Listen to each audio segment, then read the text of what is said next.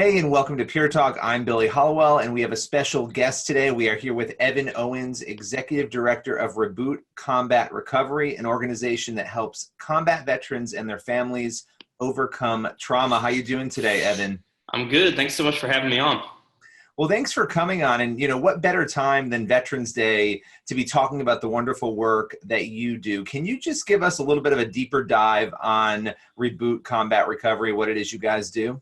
Yeah, of course. So what we offer is a 12-week combat trauma healing course that's for the whole family. So we've got about 170 course locations around the country and several more in other countries as well.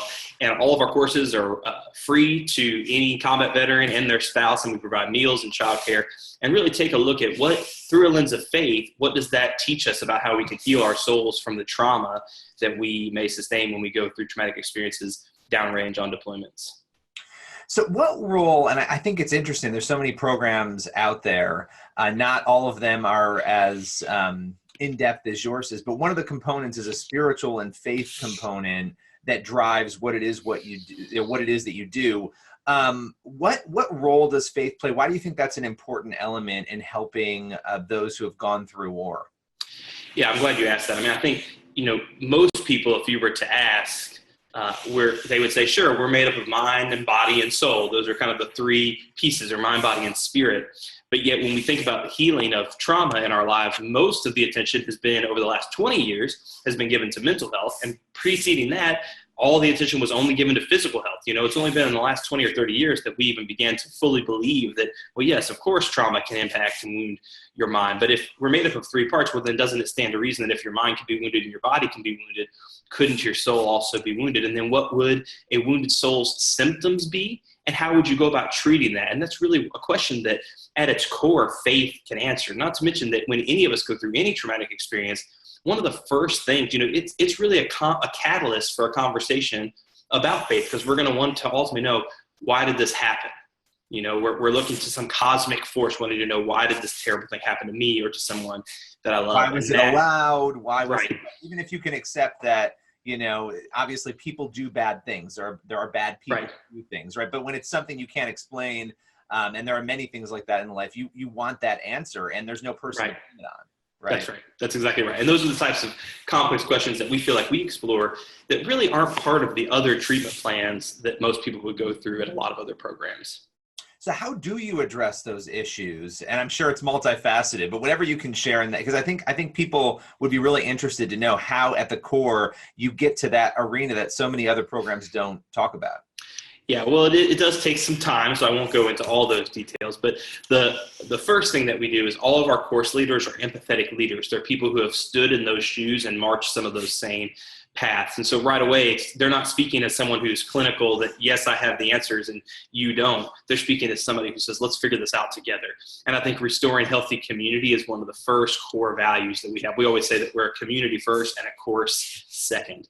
And so that's one of the first things. But the second thing we do is, obviously, we take a faith-based approach. So we look at what can God teach us about the human spirit and the wounding and healing of that spirit.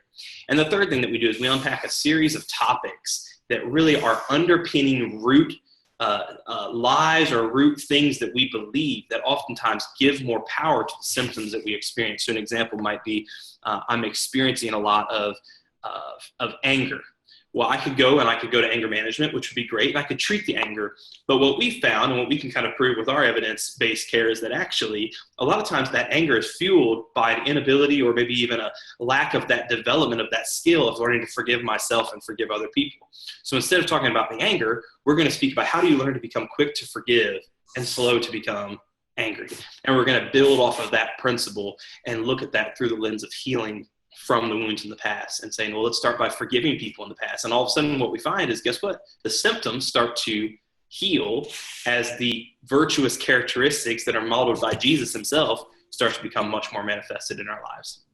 It's amazing how simple some of these concepts are, but yet we all forget them in everyday life. And I would imagine going through something traumatic, it's even easier to forget some of these basics at the underpinnings of sort of the human experience, that if we can master those things that Jesus talked about, that the Bible talks about, that we could then improve our lives. And in just thinking about the individuals that we're talking about, you also help families. What's the role in sort of reaching the families surrounding these people who have gone through trauma? Yeah, and this is a point that a lot of people ask us about. They want to know, well, why don't we separate the spouse from the veteran or whatnot? And we really believe in the principle that when two are married, they become one flesh. And so we believe that when trauma impacts one, it also impacts the other. And so what we want to do is we want to make sure that this family heals in a really meaningful way together, as opposed to one person healing at one speed and another person healing at a different speed and those not being aligned. We want to instead give them tools, but also give them some vocabulary and some language that they can start to discuss topics that may have previously been sort of, faux pas or off limits, that now they have common language that they can start discussing those and healing, together as they're kind of closing in towards a point. Hopefully they're growing closer together towards the destination of wellness. Yeah, and we actually have a film. There's a pure Flix film called Indivisible that recently came out and is discussing a lot of these issues. It's about a chaplain, an Army chaplain, who has come back and having to rebuild his marriage. He's come back with some scars, and you don't get a chance to see how this sort of plays out in people's lives very often. And you guys are doing that hands-on, right? You're getting a chance to actually work with people, help them overcome. With that in mind, what do you think some of the biggest misconceptions are about those coming back, about veterans who are struggling after service? What are some of the misconceptions, maybe the information that's lacking out just in the general public? Yeah, so it's neat. I'm glad you brought up the film. We actually wrote some of the devotional content for the Indivisible film. So if people are watching, make sure to go get that devotional when the film comes out. But I'd say there's a few big misconceptions. The first is that every combat veteran struggles with post-traumatic stress disorder, would be one big misconception. A second would be that anytime a person's gone through something traumatic or they're struggling, that they need a professional to step in. That's a really common misperception. You think back in history, up until really the last 20 or 30 years with the boom of the mental health industry as a business industry, where did we go for help? We went to our neighbors, our pastors, our friends, our family. That's who our counselors were. It's really only been in the last several years that, unless you kind of had a clinical degree, you weren't able to give advice. That used to be, we all were able to do that. So that's the second one, is that every person can help. And the third one is that there's some instability or some type of medication thing there's something wrong that medication will fix, that they all have imbalances or they all have traumatic brain injuries that need medical grade treatment. A lot of times it's simply just not true. And a lot of times puts people on a path towards where they start taking medications to solve problems that, may or may not actually be medication worthy in and of their time. And that's not knocking that. We're pro medications. Right. But obviously that balance. Get to those root cause problems. Correct. That, you might be able to fix in other ways, like in talking about spiritual matters, right? How Correct. Just the simple elements that make us who we are, refining those and understanding them, that might be the actual core issue for some of these people. Right. I would imagine. Well, yeah, like depression's a really common symptom, right? And everybody will go, and their first response now as a culture is, well, I need to be on meds to fix depression.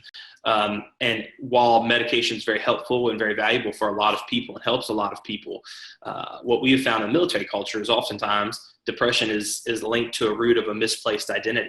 There's lies they've bought into about their best days are in the past, or they are what others think of them, or they are what they do as a career. So when they stop doing it, now who am I? And you even see other nonprofits saying, well, as soon as we can get them a purpose, we just got to get them a job, then they won't be depressed anymore. Well, you see the challenge with that is they're still placing their identity in something that will eventually go away. Right. We want to talk about, who are you when you take away the rank, when you take away the job? Can you still be happy and joyful and have a life full of purpose and joy in spite of the fact that maybe you don't have the job that you wish you did have? And how do we have that as a conversation?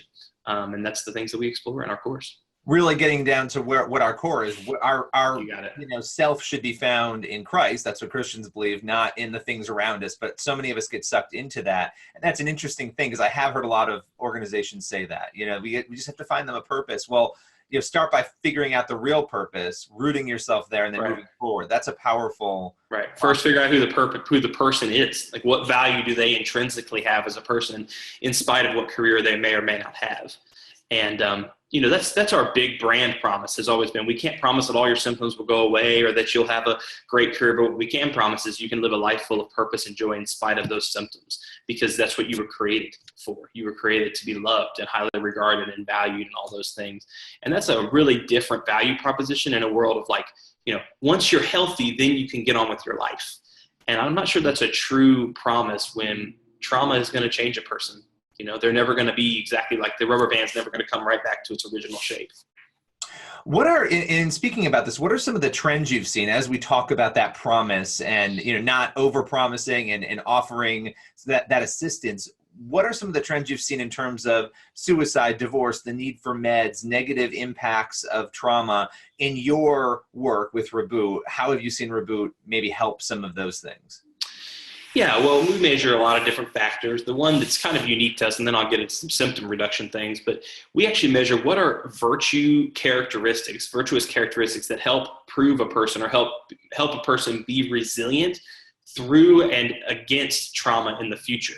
And so we're not interested just in reducing the symptoms now, but also looking at how does a person respond to those symptoms and to those hardships. What's that old cliche is life is, 20% what happens to you and 80% of how you respond to it. And that's really true. I think most people believe that, but do they actually measure it? Do they actually talk about it? And the second thing is we measure symptoms like anxiety and fatigue and depression. We measure the ability to participate in social roles, which is basically to have a tight community of people you trust and serve in, ability to participate in family roles. All those things are things we measure, and we've been blown away year after year. Our statistics have actually improved across the board, where we've seen statistically significant improvements in all the areas where their anxiety is lowering, depression is lowering, and all those sorts of things. Not to mention, I think one of the coolest things is so many of our course graduates, nearly 50% of people who graduate the course want to stay involved, becoming a volunteer or helping to start a course themselves for their unique group of peers that they may be deployed with or whatnot, which is,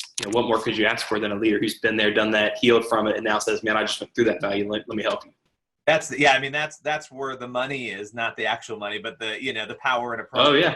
Seeing somebody go through it, come out the other side, and now they want to help other people. You always know you have a marker of success when that is happening. That's right. That's right. So last question for you. I know that I would imagine this has changed your life in so many ways. What has been, in working in your role, the most powerful story, and this might be hard to answer, but the most powerful story you've seen, experienced in that capacity? Yeah, well, I'll share two, briefly. One is, for me, I think I understood friendship, but I'm not sure I understood the depth of friendship and brotherhood. You hear about, we're a brotherhood, we're a family, and all these sorts of things. I'm not sure I fully respected and understood that to the degree that I do now. I can think of when, my wife and I, we had several miscarriages, and I was out of town at a business conference at one point, speaking at a conference, and she went into a miscarriage and was bleeding, severe things, had to call ambulances, rush into the house. And there was messes all over the home, obviously. And so my kids were at home. And so I called some of my friends at 3 a.m. in the morning, and they woke up Reboot graduates. And if you can believe this, they got out of their beds at 3 o'clock in the morning. They both answered my call first off. They drove, they got into my house. They cleaned up everything. They went to a 24-hour Walmart, bought a bunch of groceries, came back, stocked the fridge full so that when my wife got home, the house was spotless and food was there, and they'd actually changed the sheets on the bed. I mean, you can't even make that up. It's so beautiful. And those are the types of things I'd say from a friend standpoint. The second one, just really briefly, is I think I probably underestimated how much our upbringing factors into how we deal with the traumas that we encounter. Someone at the age of 3 telling you, you're the man of the house now, don't cry. And that message, when you're 26 and people around you have died in combat, you remember that voice in your head that says, be a man, don't cry. And so then it breaks your grief process, which then begins to stack. And those are the types of things. I think I underestimated how much the roots of our lives, the experiences we have between the ages of 0 and 15 shape us. And it's really made me try to watch what I do for my kids, make sure I'm doing the best I can with them. Well, listen, Evan, I so appreciate you sharing that personal story, and it's so incredible the work you guys are doing. Where can people find out more about Reboot Combat Recovery? Yeah, if they just go to rebootrecovery.com, that'll link them over to our larger alliance website, because we also have programs for first responders and their families. But they can deep dive into the Reboot course, and if they want to either start a course themselves, they can, and we'll help them do that in their community. If they want to register for a course, if they want to support other leaders, even if they just want to write a note of encouragement to a course graduate, there's all kinds of things they can do to make sure that vets know they're not alone and stand up and do something more than just pray. They can take action and pray at the same time. Well, Evan, thank you so much. Everyone else out there, make sure you tune in next week for another episode of Pure Talk. You can go to our Facebook page at facebook.com/pureflix.